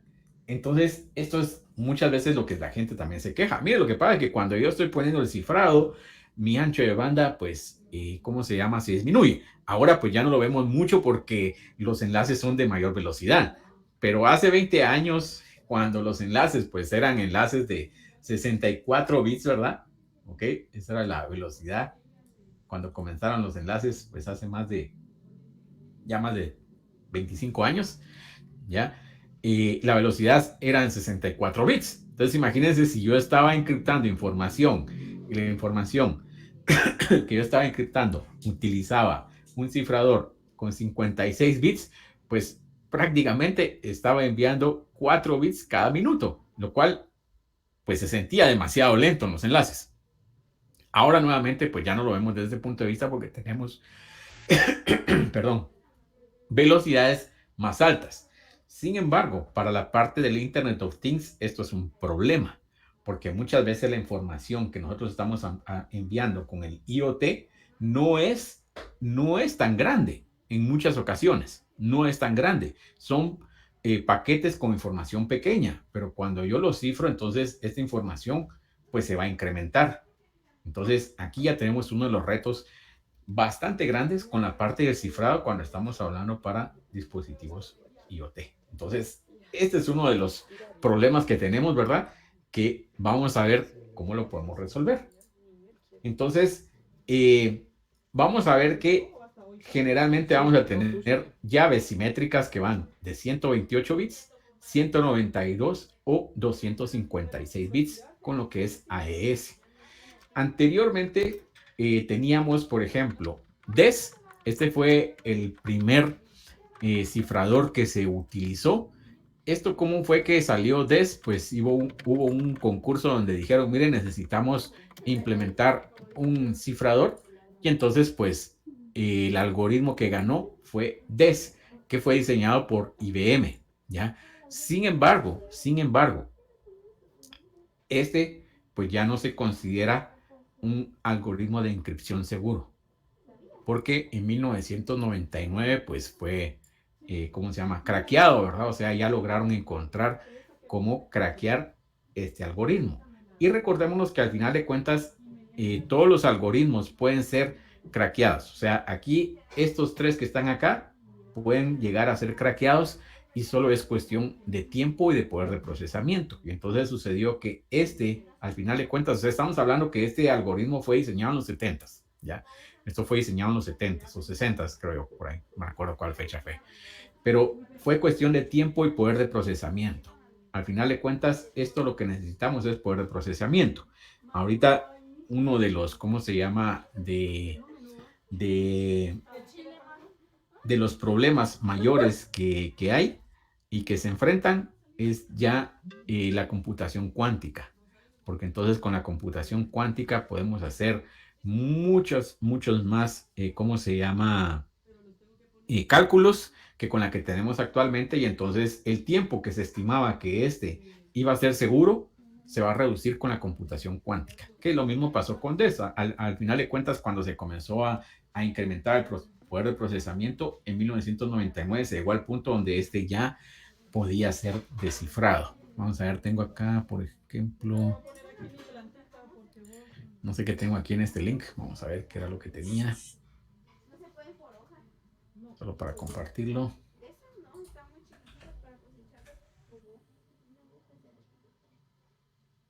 Ah, bueno, aquí tengo otro ejemplo que es de 3DES, ¿ok?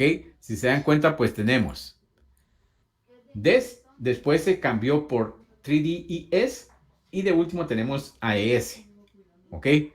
Entonces aquí en este ejemplo que tengo acá, podemos ver que, por ejemplo, en el Reino Unido se estaban utilizando las tarjetas estas contactless, o sea, como las que tenemos nosotros, como las que, bueno, no sé cómo funcionan las del Transmetro, no sé si son contactless o no, pero similar, o sea, yo creo que debería ser así, son contactless las del Transmetro, que la tarjeta pues tiene un chip y ese chip pues lo paso yo ahí, y estos sistemas pues están utilizando 3DS para la parte de encripción.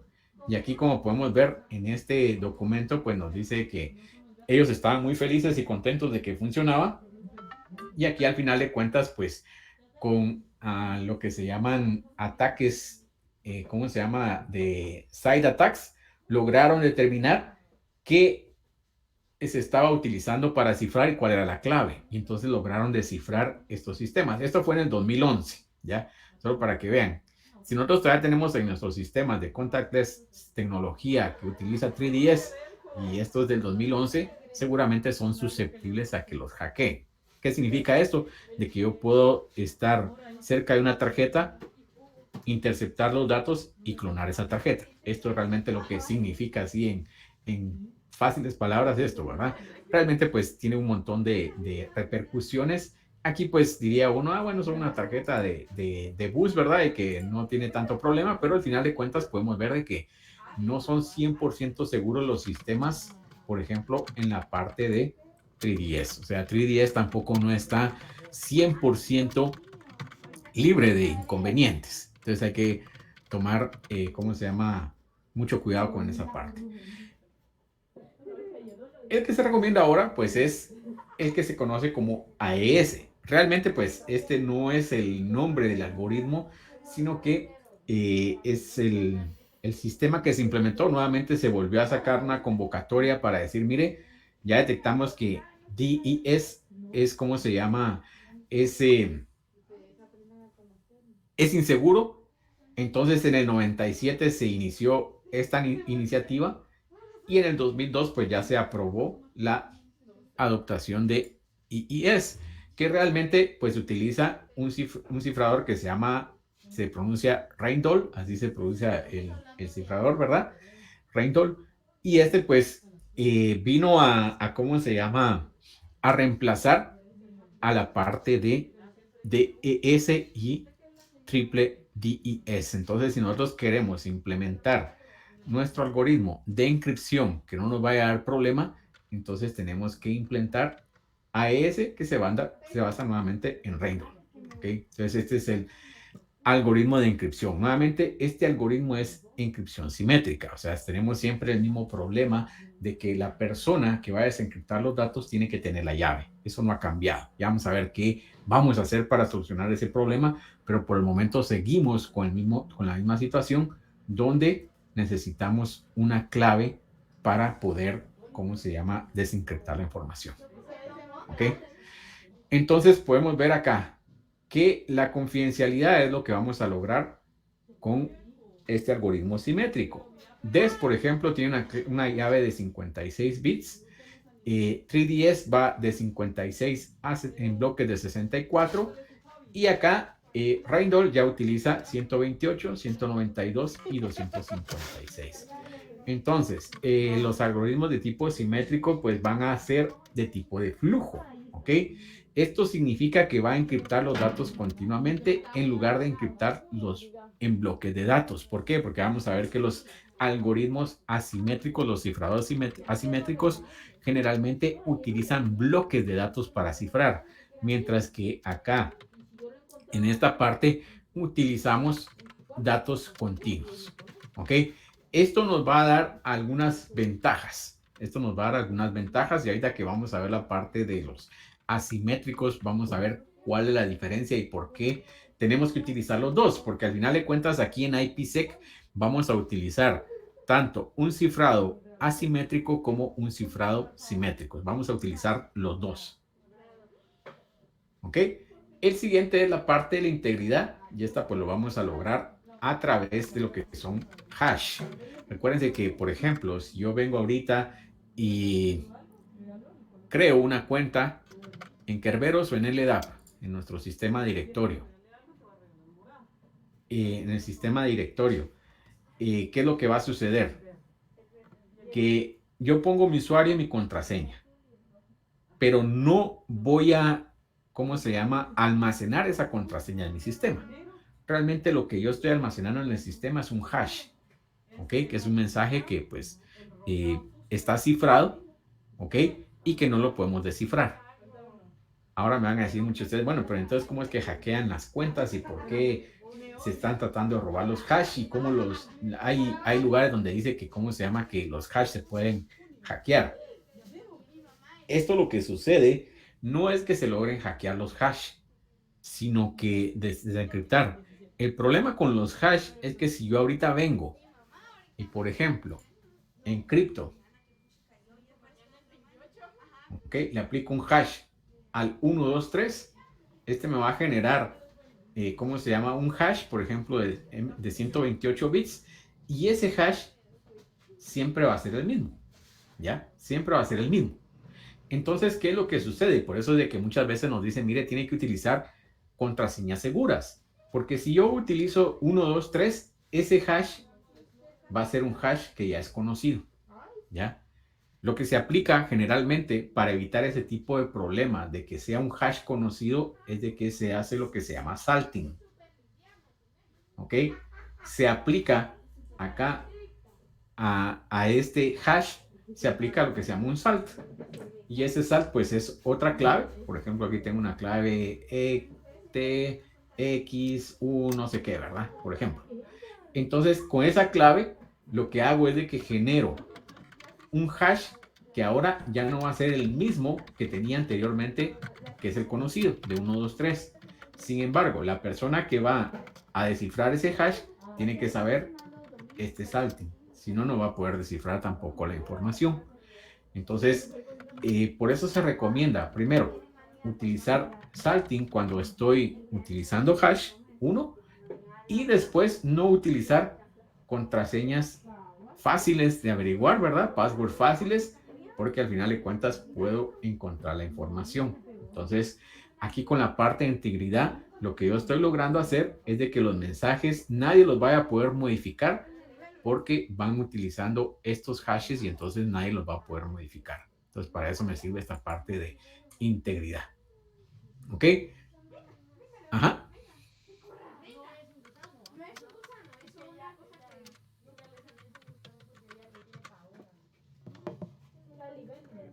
Mi hija, solo que no la vayan a hacer que grite porque yo estoy grabando mi clase. Sí. Bueno, y después tenemos acá la parte de autenticación. Como podemos ver, tenemos aquí unos algoritmos que vamos a utilizar para la parte de autenticación. Y de último, tenemos la parte de cifrado asimétrico. ¿Cómo vamos a utilizar el cifrado asimétrico? Como podemos ver aquí, por ejemplo, Alice le va a enviar un mensaje a Bob, ¿ya? Aquí ambos tienen una llave privada y una llave pública. Lo que va a pasar es de que se van a intercambiar sus llaves, ¿ok?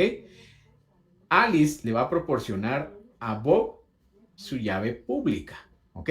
Aquí está. Si se dan cuenta, está cifrando con su llave pública. Y Bob, pues lo que va a tener es una llave privada con la que va a descifrar la información. El cifrado asimétrico, por ejemplo, es el que utilizamos para todos los certificados web. Es un cifrado de tipo asimétrico. Entonces aquí tenemos una llave pública y una llave privada. ¿Ok?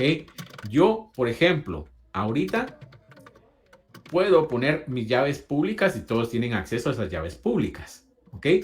Pero ¿qué significa eso? O sea, cuando yo entro a un sitio web, yo tengo acceso a la llave pública. Ellos me permiten el acceso a la llave pública. Pero como el sitio web es el único que tiene la llave privada, entonces, ¿qué es lo que va a pasar? Que esa llave pública únicamente funciona con la llave privada. Y con este cifrado de tipo asimétrico evitamos el problema, de que anteriormente en el cifrado simétrico alguien podía capturar esa llave. Aquí no importa de que capturan la llave pública porque todos la pueden tener. El problema es si capturan la llave privada, ahí sí, ¿verdad? Ahí es donde ustedes miran de que sale muchas veces que dicen, mire, estos certificados ya no son válidos. ¿Por qué? Porque alguien vino y logró capturar la llave privada. Entonces, si yo estoy utilizando esa llave privada para cifrar mis mensajes, si alguien la captura, igual se van a ver comprometidos. Y por eso es de que las llaves privadas tienen que estar resguardadas y que nadie tenga acceso a las mismas. Entonces es bien complicado esta parte de las llaves privadas para que las tengamos bien resguardadas. Muchas veces las personas comparten las llaves privadas cuando están, ¿cómo se llama? Que no saben cómo instalar un certificado, comparten estas llaves privadas y esto pues es un problema de seguridad. ¿Ok? Aquí podemos ver que RSA es el más común. Nuevamente, estos pues ya son, ¿cómo se llama? Algoritmos viejitos. Si se dan cuenta, nació en el 77 y la patente expiró en el 2000. Entonces, ¿qué significa eso? Que nosotros podemos utilizar RSA sin ningún problema en este momento y realmente es el más común que se utiliza para la parte de encripción asimétrica. Y este es uno de los problemas, que los, ¿cómo se llama? Los sistemas, los algoritmos de encripción, de cifrado asimétrico son demasiado lentos. Son más lentos que los sistemas simétricos. Entonces nos dice, no son apropiados para, ¿cómo se llama? Datos en movimiento. Entonces, ¿qué es lo que sucede acá? ¿Y por qué entonces utilizamos para IPsec? Utilizamos dos cifrados, porque cuando trabajamos los cifrados simétricos, estos son mucho más rápidos que los asimétricos y estos sí los puedo utilizar para datos en movimiento. ¿Ok? Entonces, ¿cómo funciona IPsec? En resumidas cuentas, IPsec, nuestros datos que estamos utilizando en la transferencia de datos los vamos a cifrar con un cifrador simétrico, ¿ya? Un algoritmo simétrico. Pero recuérdense que tenemos el problema de las llaves, ¿ok? Tenemos el problema de las llaves. ¿Cómo hago yo para entonces entregarle a una persona esa llave seguramente? Y ahí es donde entra la parte del cifrado asimétrico. Porque las llaves, lo que hacemos entonces es de que las llaves las enviamos a través de un cifrado asimétrico. Entonces ahí es donde combinamos los dos. O sea, yo tengo mi llave privada del sistema asimétrico y esa llave la envío ya que establecí yo una conexión asimétrica de un cifrado asimétrico donde la llave es pública, desconocida, y entonces ahí puedo enviar mi llave ya de una manera segura. Entonces, por eso es de que trabajamos de esa manera. Y realmente el protocolo que hace esto es Diffie-Hellman. Entonces, Diffie-Hellman lo que hace es que nos permite el traslado de nuestras llaves de una manera segura. Para eso me sirve Diffie-Hellman. Y ahora vamos a regresar acá donde tengo el cliente de la VPN. Solo para que vean. Vamos a ver, esta ya no funciona, así que no hay problema. Voy a mostrar los datos. Ay, que se me hizo la ventana acá. No la puedo mover. Aquí está. Bueno, entonces aquí tenemos la IP a la que me voy a conectar. ¿Ok? Aquí tenemos la parte de autenticación. Si se dan cuenta, pues va a utilizar PSK. Y aquí las fases. Si se dan cuenta, tenemos dos fases. ¿Por qué? La primera es Diffie-Hellman. Aquí es donde vamos a transferir la llave. Aquí es donde vamos a transferir la llave. Por eso es Diffie-Hellman. Me dice aquí cómo lo vamos a transferir. ¿Ok? Y que, ¿cómo se llama? Algoritmo de cifrado asimétrico vamos a utilizar. Si se dan cuenta, aquí tenemos AES, Blowfish, 3DS, DS y CAST. ¿Ok? Y en la fase 2, ¿ok? Aquí me dice que vamos a utilizar ya para el cifrado de nuestros datos. O sea, este es para el cifrado simétrico. Entonces aquí puedo utilizar AES, Blowfish, 3DS, CAST y DS. Entonces aquí tenemos, por eso que tenemos dos fases. Porque en la primera fase, Diffie-Hellman va a utilizar un cifrado asimétrico para intercambiar las llaves de el cifrado simétrico. Y el cifrado simétrico, pues lo tenemos acá, ya le podemos decir qué tipo de cifrado simétrico voy a estar utilizando. Entonces, por eso tenemos dos fases acá en las VPNs. ¿Ok? Bueno, vamos a...